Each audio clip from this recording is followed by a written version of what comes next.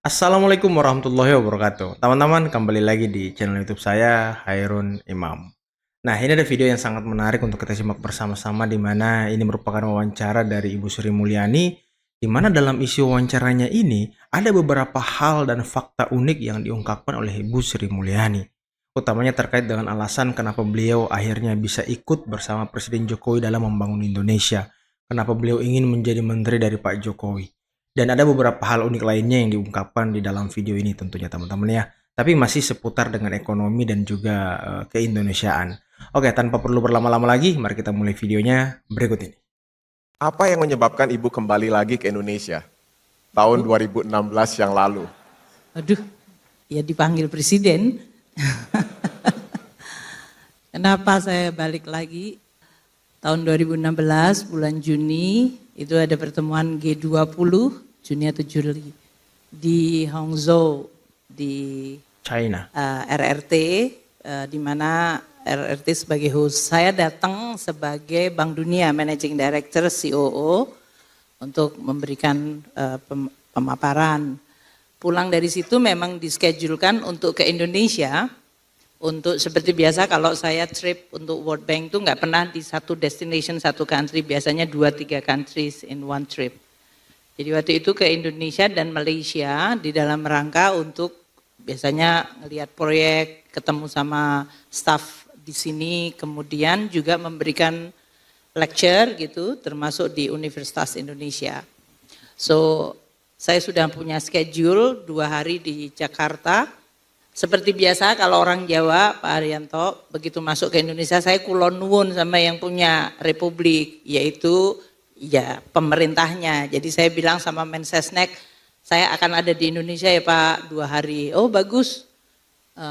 Terus Bapak Presiden minta supaya saya ketemu sama Bu Menteri, katanya waktu itu. Jadi sudah ketemu, in short itu saya Senin Selasa. Terus bilang hari Rebo, biasanya Rebo Pon, nah, Presiden akan reshuffle dan Ibu akan dilantik. Loh, Wow. saya itu in a mission gitu. Jadi akhirnya saya balik karena diminta sama Pak Jokowi. Ya, untuk Bank Dunia saya dikonsider sebagai missing in action atau MIA. Karena saya sedang dalam mission, hilang. Terus hilang. Nggak balik lagi ke headquarter. Tiba-tiba gitu ya. Jadi terjadi kehebohan di sana. Tapi ya sudah, itu pilihan hidup. Baik, luar biasa. Bu, Iya. Negarawan ya Ibu ya. Tapi kalau suruh jawaban yang standar ya karena saya cinta Indonesia gitu.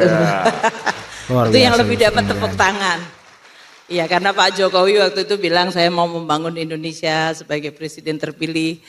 Dan beliau menyampaikan perlu dibantu. Jadi ya siapa yang bisa bilang no terhadap that kind of request gitu ya. Jadi ya karena cinta Indonesia. Demi negara berarti.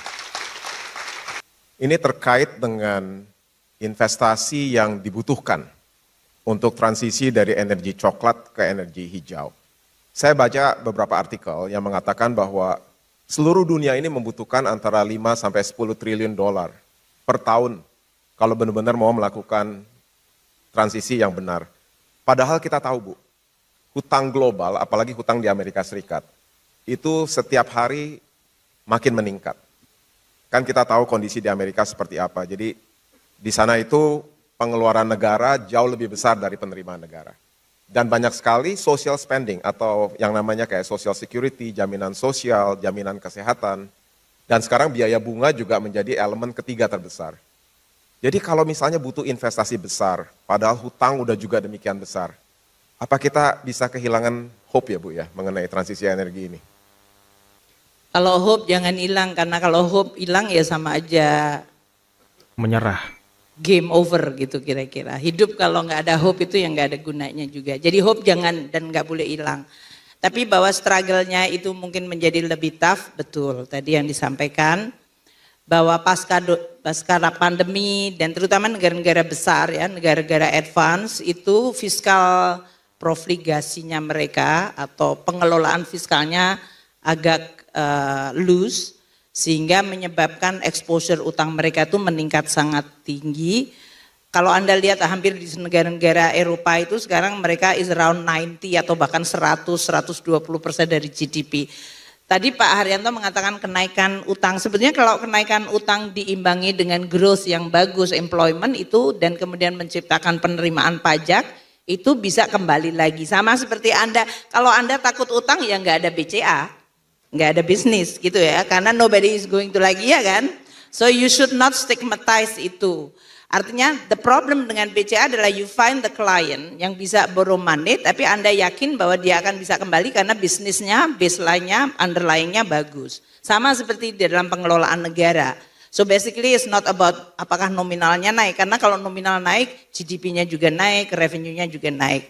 Itu merupakan perjuangan saya sih di Indonesia, karena Indonesia itu I don't know why kalau kata utang itu rasanya kayak seperti kesetrum gitu orang itu. Jijik Itu banget berarti dengarnya. jago yang dulu mengkreat setrumnya itu. Tapi that's also good karena kemudian kalau di antara menteri-menteri keuangan saya akan sampaikan bahwa Indonesia itu appetite untuk defisit menjadi kecil. On the other hand kalau mereka minta apa-apa harus ada, apa-apa harus dibangun, ya memang harus ada resources either melalui utang atau melalui pajak. Jadi itu yang perlu untuk kita lakukan. Nah, back to your question mengenai climate change. Ya, climate change butuh investment besar sekali. Ada dua kubu, yaitu kubu bahwa you have to be extremely menjadi abundant semuanya yang tadi energi coklat atau semua program-program yang dianggap kotor masuk ke green dan clean. Kalau itu terjadi berarti akan terjadi another disruption seperti oil, gas. Makanya kalau di Amerika sekarang fracking itu teknologi untuk dapat gas alternatif. Itu menjadi salah satu isu politik di sana. Kalau di Indonesia ya batu bara, kita masih punya. Kalau kita tiba-tiba semuanya menjadi green, batu baranya menjadi tidak ada value-nya. Dan itu menimbulkan disruption terhadap ekonomi kita sendiri. Jadi poinnya adalah how we are going to design transisi menuju green yang doable dan visible secara financial dan sustainable serta just. Just itu penting banget. Just itu bukan jas hujan. Just itu adalah adil. Dan adil itu adalah karena umpamanya saya di antara menteri-menteri keuangan mereka akan tanya, Indonesia sekarang termasuk poluter terbesar. Ya tapi kita baru polusinya baru 5-10 tahun, kalian udah beratus-ratus tahun gitu. Betul, jadi ya betul. kita harus adil aja gitu. Masa baru yang baru mau bangkit terus kalian. Sehingga negosiasi dari sisi just itu penting sekali. Nah untuk kita approach-nya tadi bicara tentang hope, kalau saya sih tetap ada hope karena ada dua. Satu, teknologi itu is the answer. Jadi kalau orang sekarang bicara tentang efisiensi teknologi, penggunaan energi atau lampu yang tadinya lampu tuh boros banget, sekarang ada lampu yang sangat kecil, apa namanya Pak? LED. LED itu nggak akan rakus memakan tapi terangnya sama gitu. Itu teknologi. Dan there are so many other technology yang akan di-create untuk mengovercome mengenai tadi. Kedua, jadi teknologi is one solution yang sehingga Anda harus tetap punya hope. Yang kedua, sebetulnya lifestyle orang juga berubah. Sehingga terutama generasi muda itu relatif mereka sekarang very environmental conscious. Jadi mereka juga menggunakan plastic bag dan yang lain-lain itu apa untung di sini nggak ada botol plastik dan juga straw, itu semuanya mempengaruhi banget. Jadi memang apa negara-negara barat itu mereka duluan yang menyumbang polusi terbesar bagi dunia teman-teman. Tapi ya setelah mereka maju, mereka malah memaksa negara-negara berkembang untuk menjaga hutannya seperti Indonesia, negara-negara Asia Tenggara. Ini kan tidak adil nih mereka, standar ganda dari negara-negara barat nih. Yang ketiga adalah investment. Nah ini yang ditanyakan tadi, kebutuhan investasi untuk transisi itu gede banget. Saya kasih contoh untuk Indonesia, poluter terbesar adalah energi, kedua adalah transport. Yang emitter absorber terbesar adalah hutan. Jadi Indonesia punya dua-duanya, poluter terbesarnya dan absorpsi dari CO2-nya. Jadi yang kita lakukan yang untuk kehutanan, land use dan forestry, Itu investasinya kecil tapi benefitnya gede, termasuk ocean kita. Ocean kita itu semuanya itu adalah penyerap CO2 yang luar biasa efektif. Makanya kita melakukan sekarang banyak sekali penanaman kembali mangrove dan yang lain-lain. Itu relatif murah tapi dampaknya cukup besar kalau kita jaga terus. Namun kan tidak berarti kita pakai forestry banyak tapi kemudian energi tetap polluting. Kita juga harus meng-clean up energi. Nah, hitung-hitungannya Pak Haryanto dibutuhkan 285 billion US dollar untuk Indonesia saja. Transition dari mulai retiring coal lebih early, lebih banyak renewable. Renewable itu apakah hydro, apakah itu gas, lokasi atau geothermal. Lokasinya itu ya suka-suka aja, kalau namanya hydro kan tergantung sungainya. Sungainya kan nggak bisa dipindahin ke Jakarta. Ya sungainya ada di sana ya berarti sumbernya ada di jauh dan you have to melakukan transmission atau distribusinya harus dibangun. Jadi investasinya mahal dalam artian tidak hanya dari sisi transmisi distribusi tapi juga resikonya beda. Meskipun on the long run itu biayanya menjadi lebih murah dibandingkan katakanlah coal. Tapi coal itu sekarang ya termasuk yang paling murah hari ini. Sehingga untuk kita tadi bicara tentang di mana uangnya dapat, karena udah banyak orang utangnya banyak. Nah, Indonesia kan utangnya kita jaga hati-hati. Saya kalau mendapatkan di dalam global meeting, saya akan sampaikan, kalau kamu mau minta saya ngurangi CO2, aku hitung ya biayanya, terus nanti kita hitung-hitungan kamu mau kontribut berapa. Jadi aku udah nggak ngomong tentang bla bla bla, omon-omon gitu enggak. Kita ngomong aja langsung. Nih, gue ya, karena di antara Menteri Keuangan, makanya mereka itu rada takut kalau ngundang saya. Karena aku selalu akan bilang, I'm not going to attend any event climate terus terbang-terbang ngeluarin CO2 yang nggak jelas dan nggak ada hasilnya. Kalau kamu ketemu sama saya, aku akan pasti siapkan dengan hitung-hitungan. So, kamu jangan ngomong Indonesia kayak gini-gini. Enggak. Aku bukan politisi, aku teknokrat. Makanya saya kasih itu hitungannya. Umpamanya saya kasih contoh ya. Ada 2 PLTU saya akan retire. Nih biayanya sekian. Kamu mau, siapa yang mau bayar? Oh bisa dari EDB. EDB itu ngasih saya duit atau minjemin duit. Kalau minjem kan berarti gue yang bayar, saya bilang. Sama aja ya kan? Iya. Aku tetap mau pinjem asal suku bunganya nggak tinggi seperti yang sekarang. So, kalau kamu masih pinjeman tapi concessional itu berarti subsidi boleh saya consider. Tapi kalau saya suruh pinjem sekarang dengan suku bunga sekarang, ya kamu cuman omon-omon, sorry ya. Nggak saya bantu bilang gitu namanya. kan jadinya. Jadi menurut saya ya, yang Indonesia perlu butuhkan tadi, hope secara dunia masih ada. Tapi karena Indonesia ngomong dalam size seperti kita, dan kita ngomongnya bukan sekedar ngomong kosong, tapi kita ngomong isi, mereka menjadi punya respect yang tinggi. Dan mereka menganggap Indonesia adalah a country yang willing untuk menyelesaikan masalah dunia. Dan kita mengatakan bukannya saya mau gratisan, I know that I have to pay. Tapi when you talk about, we need a just transition, let's talk about konsep adil itu. Adil itu enak dipidatokan, diterjemahkan dalam teknokrasi, hitung-hitungannya jelas banget gitu. Nah itu yang biasanya mereka kemudian dari mulai filantropi Bloomberg, Rockefeller, sampai kepada semua financial sector global, Citi dan yang lain-lain, Standard Chartered, BCA mestinya harus jadi champion sih, bener nggak Pak? Untuk climate finance.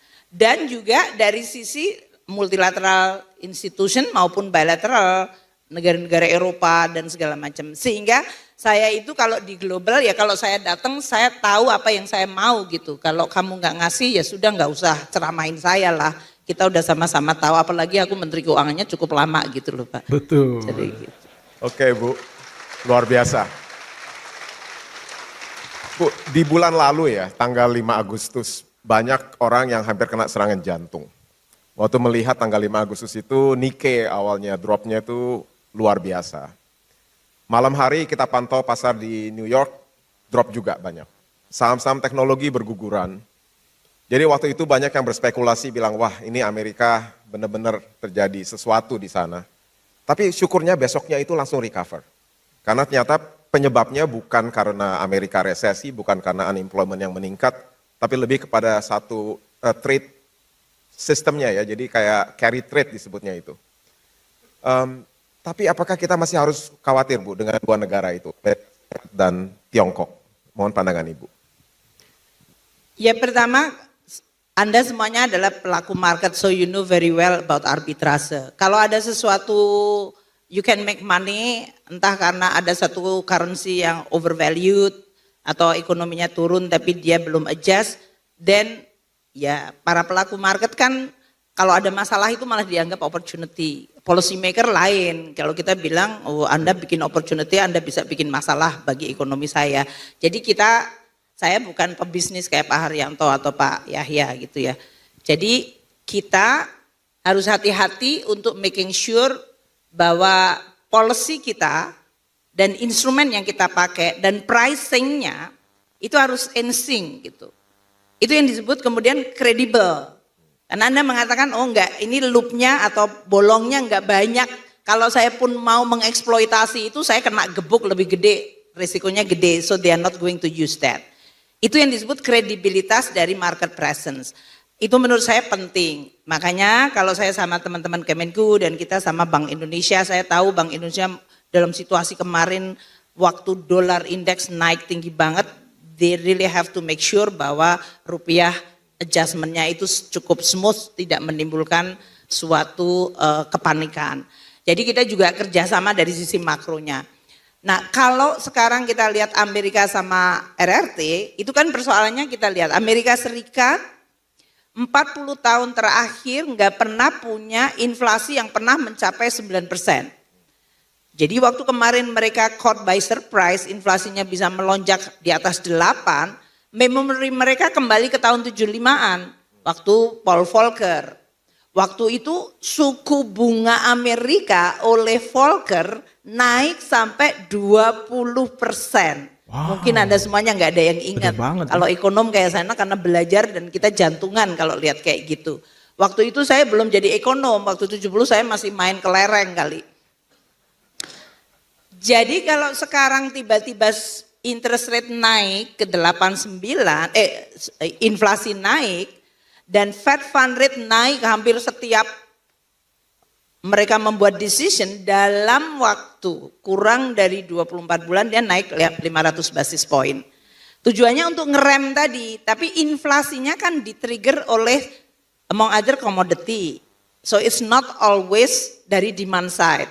Meskipun Amerika itu ekspansi banget, fiskalnya kan defisitnya dari mulai Donald Trump sampai kepada Pak Biden ini cukup ekspansif. Interest rate waktu itu sesudah global financial crisis dibuat tiarap mendekati 0. Ya pasti moneternya ekspansi, fiskalnya ekspansi, demand tuh pasti naik. Pada saat terjadi supply disruption, inflasi tinggi. Nah, Fed fund rate mencoba untuk mengcooling demand-nya. Makanya mereka kan the art of untuk membuat adjustment itu bukan pada masalah direction-nya, tapi masalah apakah ini akan menimbulkan adjustment yang terlalu abrupt, yang kemudian menimbulkan hard landing atau soft landing. Itu yang sebetulnya yang terjadi. Nah, Fed fund rate sudah naik, terus terjadi pemilu. Pemilu kan kepengennya, kalau pemilu kepengennya semuanya baik-baik aja, kalau perlu rada loose, karena semua pengen menang kan. Jadi ya kemarin agak tensionnya tinggi banget.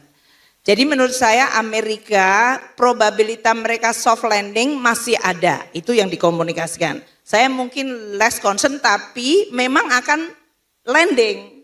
Jadi jangan bayangkan Amerika terbang terus, karena kalau terbang terus ya salah itu, misalignment. Jadi dia landing tapi landingnya soft, itu berarti growth-nya memang agak a little bit weak. Itu menurut saya mungkin yang baik, kecuali disrupsinya dari politik. Politiknya itu ya keputusan nggak mau import, nggak boleh ekspor dan yang lain-lain, itu mungkin disruptionnya akan jauh lebih volatile. Untuk RRT masalahnya mungkin lebih kompleks. Karena tadi properti jelas Anda semuanya mengikuti, pemerintah daerahnya juga sama. Mereka juga menghadapi sekarang fragmentasi global. Sehingga ekspornya dan FDI-nya nggak secepat seperti dulu. Jadi RRT under huge pressure dari berbagai front. aging population another yang sangat besar. Jadi ini RRT memang juga akan melemah. Jadi kalau dua mesin besar ekonomi dunia itu dua-duanya melemah, ya kita harus untuk Indonesia, we have to find source of growth yang lebih resilient, termasuk dari domestik. Makanya kita selalu mengatakan inflasi harus dijaga rendah supaya daya beli masyarakat, dan orang bicara tentang kelas menengah untuk tetap terjaga. Manufacturing mungkin yang labor intensif saingannya sama Cina yang over capacity.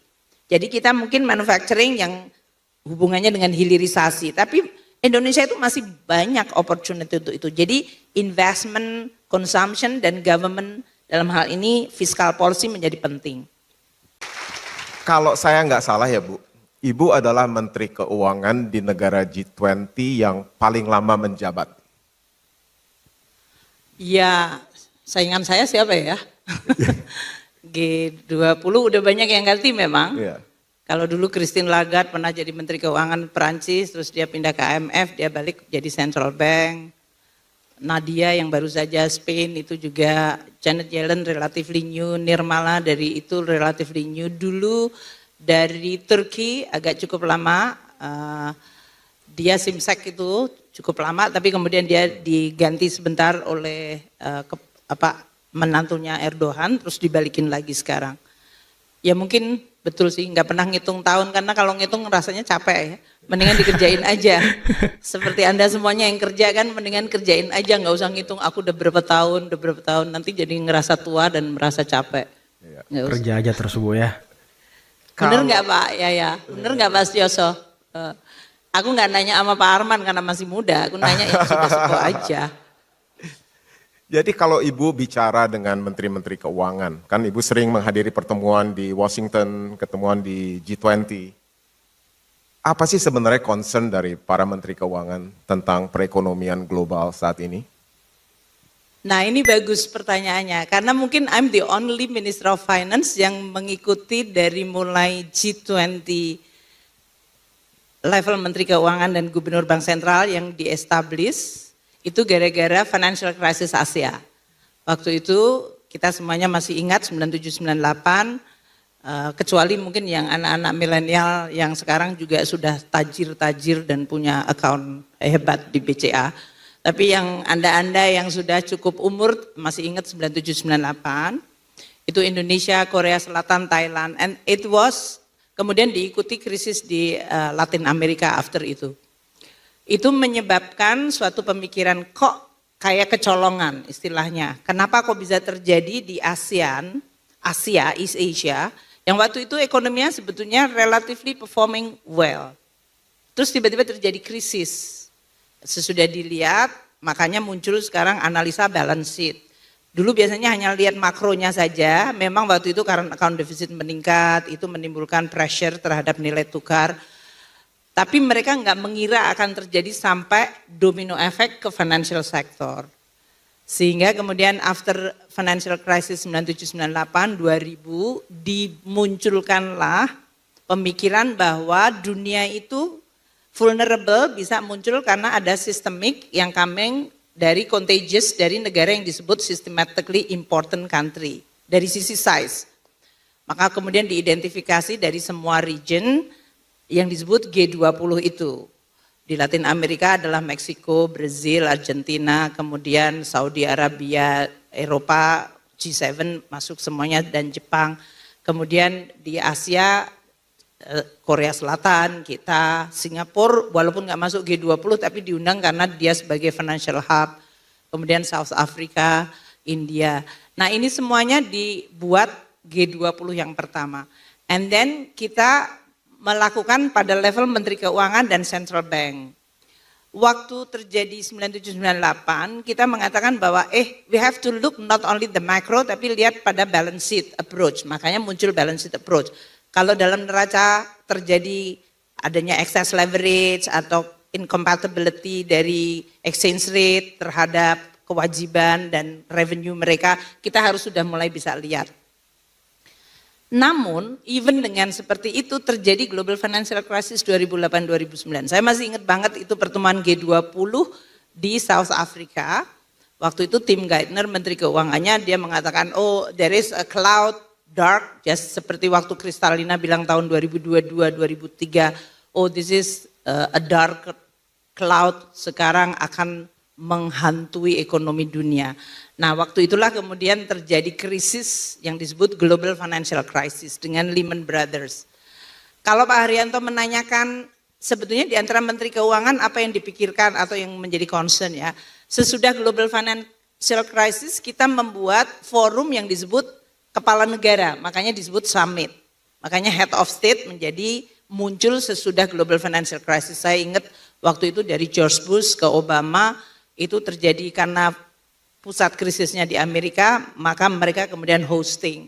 Kita lagi ada pertemuan G20 Menteri Keuangan di Brazil, dipanggil ke Washington DC. Itu yang terjadi pada saat Pak SBY antara 2008-2009 pas beliau mau running lagi for the second term. Nah ini yang menjadi satu persoalan. Satu, kalau di antara Menteri Keuangan pasti concernnya apakah stabilitas dari ekonomi masing-masing negara itu cukup kuat untuk mengalami adanya selalu dinamika. Dinamika itu bisa terjadi karena geopolitik, kayak kemarin terjadi Ukraine, bisa juga karena ada misalignment dari sisi risk. Makanya biasanya di dalam Menteri-Menteri Keuangan kita bicara risiko itu sekarang berasal dari mana. The most recent yang dibahas sering adalah climate change. Karena itu sekarang di-elevate menjadi risiko yang bisa makroekonomik sistemik. Karena kerusakan entah itu karena pertanian yang gagal, entah karena bencana alam bisa terlalu besar sehingga mempengaruhi risiko bagi lembaga keuangan seperti bank, umpamanya memberi kredit dan kreditnya hilang gara-gara kena banjir atau kena perubahan iklim yang lainnya atau hal-hal lain yang perlu untuk dilihat. Yang kedua adalah digital teknologi. Makanya kita bicara tentang cryptocurrency, kemudian central bank digital currency yang mau dibuat. Wow. Tapi digital teknologi itu memberikan opportunity tapi juga memberikan risk dan itu bisa sistemik.